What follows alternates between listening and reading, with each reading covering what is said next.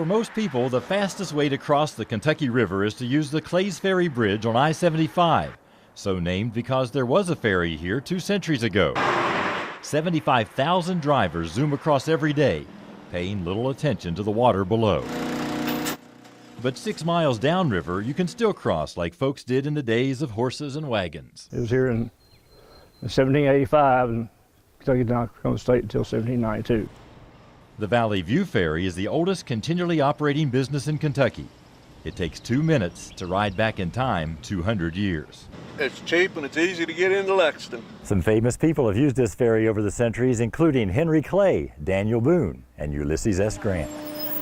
Today, cars cross 3 at a time. Anywhere between 14 and 16,000 people use this ferry every month. Propelled by a paddle wheel, centered in the river by cables stretched between 4 towers. The deck crew comes to us from the detention centers, and what they're doing, they're making sure the boat's balanced in proper trim and stability.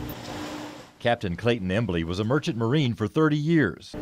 You know, I've sailed literally all the 7 seas on all types of ships. You're always looking for what's gonna cause you a headache, what could cause an accident. But this is a lot different than steering a 700-foot tanker in the Pacific Ocean.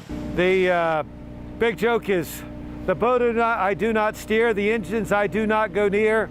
I don't even get to ring the bell.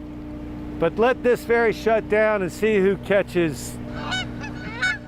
There's no toll on the ferry. It's funded by the State Transportation Cabinet and the governments of Fayette, Jessamine, and Madison counties. It's a constant challenge to keep the equipment ship-shape.